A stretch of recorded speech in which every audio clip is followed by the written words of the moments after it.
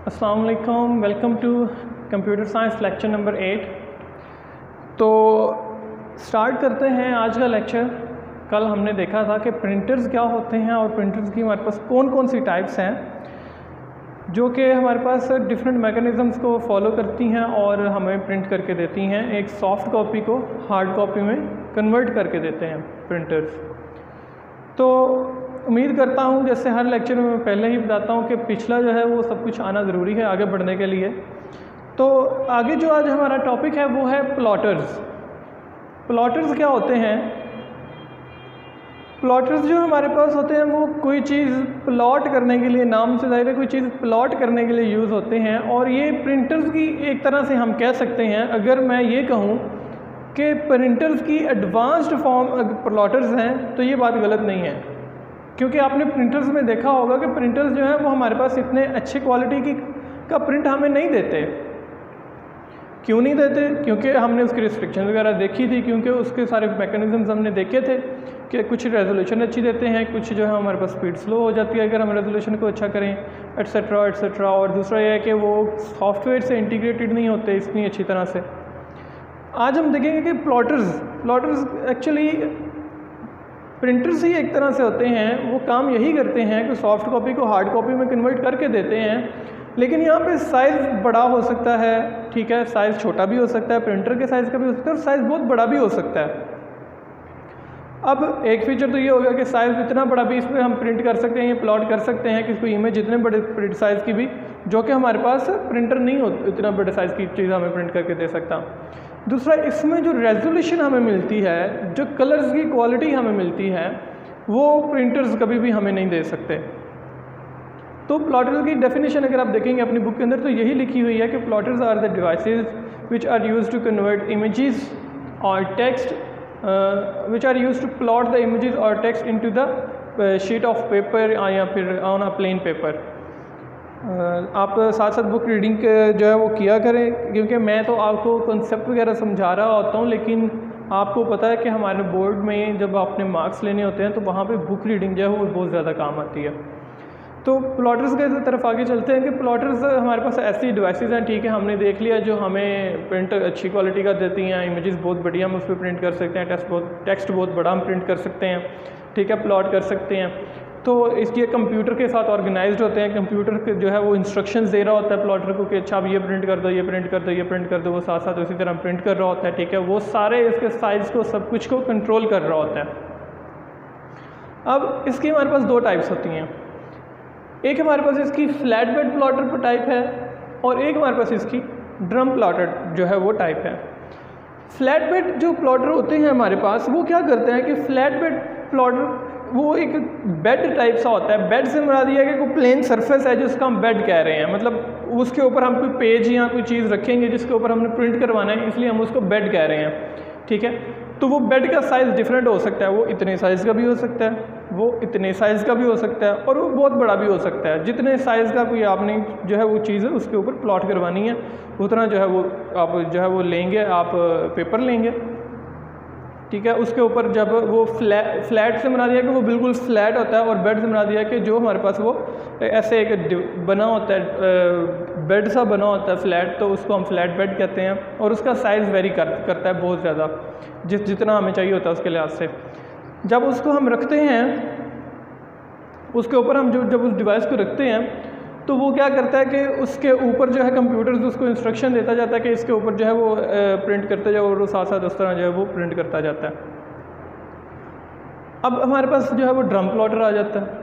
Drum plotter क्या करता है? ड्रम प्लॉटर के अंदर हमारे पास जो है वो ड्रम एक में होता है, जिस तरह हमने लेज़र प्रिंटर में भी देखा कि उसके अंदर एक ड्रम होता है जो कि इंक टोनर को जो है वो पेपर के साथ जो है वो उसके पेपर के ऊपर इंक प्लॉटर को प्रिंट करवाने में मदद देता है, या टोनर जो होता है वो ड्रम के थ्रू जो है वो पेपर के ऊपर जाता है।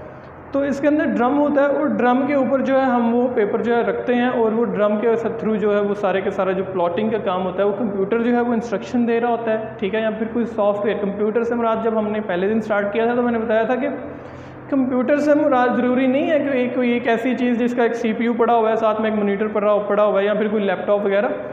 हर कोई ऐसी चीज़ जिसके अंदर सॉफ्टवेयर मौजूद है और वो ऑटोमेशन का काम करती है, वो हमारे पास कंप्यूटर है, एक स्मार्ट वॉच भी कंप्यूटर है, एक हमारे पास मोबाइल फ़ोन भी कंप्यूटर है, ठीक है। और इस तरह के मिनी कंप्यूटर्स भी हमारे पास मौजूद हैं जिनका हम अंदाज़ा ही नहीं लगा सकते, ठीक है। बिल्कुल छोटे छोटे, आजकल तो वो लेंसेज वगैरह भी आ गए हुए हैं जो आप आइज़ के अंदर लगाएं तो उसके अंदर स्मार्ट कंप्यूटर्स मौजूद हैं जो रिकॉर्डिंग वगैरह करते हैं, आपके इंस्ट्रक्शंस को फॉलो करते हैं। खैर वो तो हमारा टॉपिक नहीं है, अपने टॉपिक की तरफ आते हैं कि ड्रम प्लॉटर्स जो हैं ये एक ड्रम के थ्रू वो सारे का सारा बाकी प्रोसीजर प्लॉटर्स का वही है, उन्होंने इमेज को प्लॉट करवाना है और जो है वो इसमें फ्लैट बेड के थ्रू वो ड्रम प्लॉटर में ड्रम के थ्रू। और इसमें क्या है कि ड्रम प्लॉटर के जो ज़्यादा यूज हैं, देखिए मेंशन भी है कि ज़्यादा जो ये यूज़ किया जाता है ये अर्थक्वेक रीडिंग्स को जो है वो ट्रैक करने के लिए यूज़ किया जाता है। ये हमारे पास से प्लॉटर्स।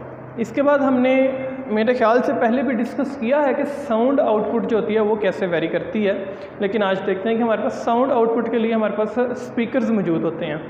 और मेरे ख्याल से स्पीकर्स ही साउंड आउटपुट एक अकेली ऐसी चीज़ है कि जिसके आउटपुट के लिए हमारे पास सिर्फ स्पीकर्स ही मौजूद हैं। और लेकिन अब यह है कि स्पीकर्स में डिफरेंट क्वालिटीज़ मौजूद हैं, डिफरेंट वेरिएंट्स मौजूद हैं, लेकिन जिस तरह हम देखते हैं कि हमारे पास डिस्प्ले स्क्रीन्स में डिफरेंट टाइप्स आती हैं, जिस तरह हम देखते हैं कि प्रिंटर्स में डिफरेंट टाइप्स आ जाती हैं, प्लॉटर्स में डिफरेंट टाइप्स आ जाती हैं, इस तरह स्पीकर्स में कोई इतना ज़्यादा डिफरेंस नहीं है। स्पीकर जो है वो स्पीकर ही है और उसका काम क्या है। हाँ, अलबत्ता इस तरह ज़रूर है कि पहले कभी जो है वो कुछ स्पीकर होते थे पुराने, आपने देखे होंगे पुराने टाइप के जो सिर्फ आवाज़ उनमें से आती थी। अब जो स्पीकर्स हैं वो जो है वो उनके अंदर पूरे का पूरा कंप्यूटर का एक सिस्टम इंस्टॉल्ड होता है। आप उसके अंदर ही USB प्लग करके उसके अंदर से इंस्ट्रक्शंस दे सकते हैं, उसके अंदर से साउंड आउटपुट आ जाती है। लेकिन वो देखने में ऐसे होते हैं जो बेसिकली साउंड का काम है वो उधर स्पीकर से नहीं करना होता है, और वो सिंपली है कि जो अब हम देखते हैं कि वो एक स्पीकर है, तो वो स्पीकर के अंदर सारा सिस्टम जो है वो बैकएंड पे मौजूद है, लेकिन जो स्पीकर का आवाज़ देने वाला सिस्टम है वो वही है, बस उसको उन्होंने एक डब्बे के अंदर रख दिया और उसके एडवांस फॉर्म दे दिया। तो स्पीकर का हमने साउंड जो है आउटपुट हुआ, हमने पहले भी देखा था कि जो है एक मशीन स्पीकर क्या करता है कि जब इनपुट जो होता है उसको वो क्योंकि मशीन से आता है तो वो मशीन वाली फॉर्म से जब स्पीकर बाहर आउटपुट देता है उसको वो ह्यूमन जो है वो रिकग्नाइजेबल फॉर्म में कन्वर्ट कर देता है, और जब पीछे इनपुट दिया जाता है उसको मशीन इनपुट फॉर्म में मशीन की फॉर्म में मशीन रिकग्नाइजेबल फॉर्म में कन्वर्ट कर देता है। ये स्पीकर का काम होता है बेसिकली। चलें, तो ये थी अभी यहाँ तक थी हमारी आउटपुट डिवाइसेस, और मैं उम्मीद करता हूँ आपको आउटपुट डिवाइसेस की समझ आई होगी। आउटपुट डिवाइसेस में हमने डिस्प्ले स्क्रीन्स कवर की हैं, प्रिंटर्स, प्लॉटर्स और साउंड या फिर स्पीकर्स को हमने देखा है। अब हम अपने अगले टॉपिक की तरफ चलते हैं जो कि बहुत नया नहीं है, हम पहले भी इसको डिस्कस कर चुके हैं और यहीं से इसकी इंपॉर्टेंस का अंदाज़ा होता है कि हमने पहले भी इसको डिस्कस किया है।